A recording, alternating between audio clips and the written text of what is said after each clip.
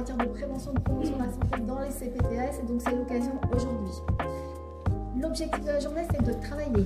On va aboutir pour chacun des thèmes qui ont été présélectionnés par ce comité d'organisation élargie à des perspectives d'amélioration. Il se passe beaucoup de choses dans la région, des bonnes choses, des choses inspirantes, des actions dans tous les domaines. L'idée, c'est de les partager et de voir qu'est-ce qu'on peut faire de mieux encore en région. Le bonheur de voir une configuration un peu atypique, en tout cas pas forcément hyper naturelle, de deux mondes que moi j'aime beaucoup, qui sont d'une part le monde de la démocratie sanitaire hyper important et qu'on a tous quelque part chevillé au corps, et puis le monde de l'exercice coordonné que j'apprécie aussi tout particulièrement, et je retrouve toujours dans ce genre de rencontres nombre de personnes avec qui j'apprécie de travailler, parce que c'est des gens qui ont une vision de l'avenir du soin et du système de santé, et c'est hyper intéressant. Bonjour, je suis Pedro Ferreira, président de la CPTS Sud-Côte d'Or. Donc François Baudier, je suis médecin de santé publique et je suis à l'heure actuelle vice-président de promotion santé Bourgogne-Franche-Comté, mais aussi impliqué dans la CPTS Capacité Besançon et Métropole. Patrick Vuatou, médecin généraliste dans une maison de santé pluripro à Besançon, membre du bureau de la CPTS Capacité Besançon et président d'Avec Santé, fédération des maisons de santé de France. Moi c'est Camille Cholet, je suis responsable des projets de prévention et parcours au pôle de gérontologie d'innovation Bourgogne-Franche-Comté. Je suis Martin Dutertre, je suis médecin généraliste et médiateur en santé. Alors je suis Rachel Pianet, je travaille à la CPTS entre Doubs et Jura, je suis coordinatrice ville-hôpital. Je suis Michel Serin, je suis médecin généraliste depuis 39 ans à Saint-Amand-Puisé dans la Nièvre. Je suis coprésident d'une CPTS de Puisé-Forterre et je suis coprésident de la Fédération des maisons de santé et de l'exercice coordonné de Bourgogne-Franche-Comté, à savoir la FEMASCO.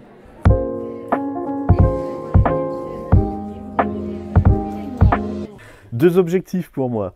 D'abord, préciser ce qu'est une CPTS et ce que sont les équipes de proximité type maison de santé, à travers les actions de prévention. Savoir ce que les gens font, capitaliser, c'est un des objectifs aussi de ma venue, savoir ce qui se fait un peu à droite, à gauche, s'enrichir, et puis voir ce qui est intéressant pour notre CPTS, parce que chaque territoire est différent, chaque territoire a ses spécificités. Alors ce que j'attends d'une journée comme ça, c'est déjà la rencontre avec d'autres expériences, un partage d'expériences, de me donner certaines idées aussi, voilà. Ce genre d'événement, c'est vraiment une réflexion. Ce qui doit ressortir, c'est des choses qui doivent nous aider au sein de la CPTS pour qu'on puisse avancer et qu'on puisse s'améliorer. De sortir déjà, de sortir de son... parce qu'on est... les personnes qui sont ici viennent d'un grand territoire qui a une forme d'unité de coopération, donc c'est intéressant de la mobiliser là et puis de voir les réalités des uns et des autres. En tout cas pour nous c'est assez rare de se croiser avec des personnes qui sont aussi dans des dynamiques de coopération et collective sur d'autres territoires. Voilà, et autour de thématiques diverses et variées, de voir comme les autres dépatouillent des problèmes qui sont pour la plupart communs. C'est ça, c'est vraiment de s'aider, de se donner des pistes, d'avoir les réflexions de chacun. Et surtout, ce qui est important, c'est qu'il ressorte une trame qui pourra faciliter la vie des CPTS, des professionnels de santé de terrain. Nous, on travaille encore peu avec les CPTS, malgré qu'on les connaisse et qu'on ait l'occasion d'échanger ensemble. Mais là, l'idée, c'était vraiment de pouvoir aussi m'imprégner de ce qui se fait dans les autres CPTS, puisqu'on est quand même porteur d'actions communes en termes de prévention. Donc voilà, on a cette optique-là, et aller de l'avant avec eux, tous ensemble, en coordination. Une idée importante à travers l'organisation de séminaires, c'est de réunir deux mondes qui ne se connaissent pas très bien. Le monde des soins, qui sont plutôt orientés vers une prévention individuelle et médicalisée, qui est une prévention importante autour de la vaccination, du dépistage des cancers, avec des personnes qui ont une approche un peu différente autour de la promotion de la santé, où il faut intervenir sur l'ensemble des déterminants de la santé, qui ne sont pas uniquement liés au système de soins, mais qui est lié à des questions d'environnement, de dimension sociale, etc. Donc je pense que c'est très intéressant de faire un séminaire qui rapproche ces deux mondes et qui puisse permettre de développer des activités qui associent sur les territoires l'ensemble de ces acteurs et en particulier les usagers. Je représente la FEMASCO au sein de la conférence régionale de santé et de l'autonomie. Donc je côtoie régulièrement dans des réunions les usagers. Et donc c'est quelque chose qui me semble important à la fois au sein de notre maison de santé et à la fois au sein de la CPTS d'intégrer des usagers du système de santé, construire des méthodologies qui puissent servir à tous ceux qui veulent s'embarquer dans cette aventure.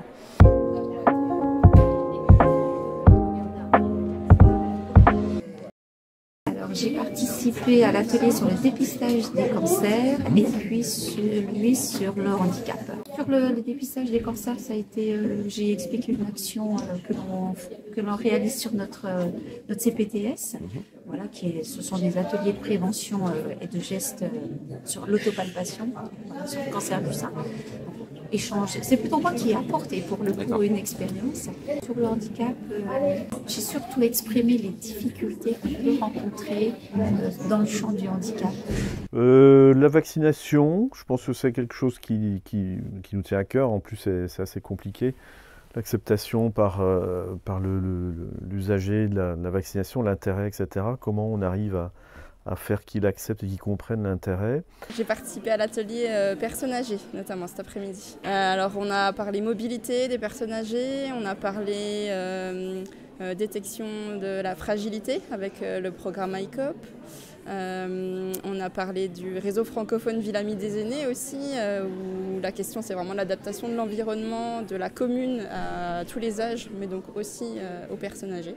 Moi j'étais sur l'atelier santé mentale. On a discuté de difficultés qu'on rencontrait, beaucoup des difficultés sur la santé mentale, à faire le lien avec la psychiatrie, qui à la fois a peu de personnel et dans certains territoires, et on a vu que c'était assez variable. Il y avait aussi des difficultés à coopérer, à communiquer avec institutionnellement. Puis on a parlé de comment les professionnels, que ce soit des groupes de psychologues ou que ce soit une CPTS, essayaient de s'emparer malgré tout des questions de soins dont avaient besoin les patients et des solutions qui étaient trouvées, quoi. De voir aussi des personnes qui étaient des CPTS où cette question avait été plus portée, par exemple, que ce qu'est le cas sur la CPTS dans laquelle on est, c'est assez intéressant et précieux. Sur les addictions, parce que nous à la CPTS Sud-Côte d'Or, il y a eu une vraie émulation au cours d'un groupe de travail sur les addictions. On a mis en place une affiche et un livret addiction qui est aujourd'hui reconnu par les instances et par les professionnels de santé, qui est très attendu.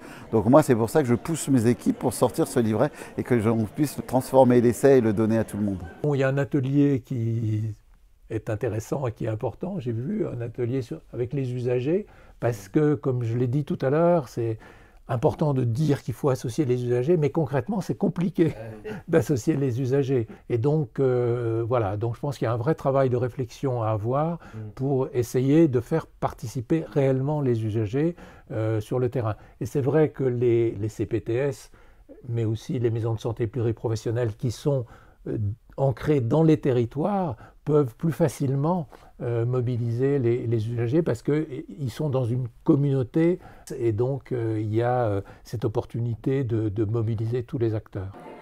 Avec la maturité de la maison de santé, on a envie de faire des actions de santé publique et le fait de les faire nous avec notre représentation de soignants, ça sera forcément biaisé. Alors que si on le construit avec des usagers, on va pouvoir savoir qu'est-ce qu'ils en attendent et de ce fait se sentir beaucoup plus légitime pour créer des nouvelles actions. D'autant plus que le temps humain est quand même compté et que tant qu'à faire, il faut faire des choses qui soient utiles à la population et ne pas perdre de temps dans des choses qui nous feraient plaisir à nous mais qui ne serviraient pas forcément aux usagers.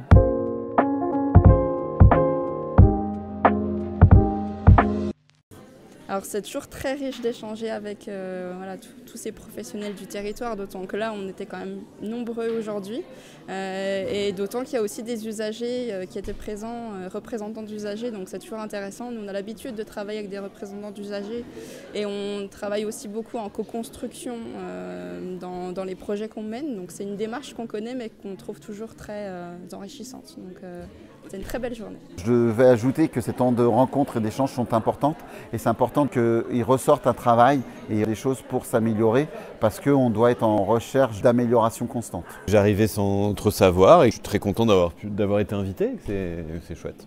Je repars avec sentiment heureux d'avoir pu partager.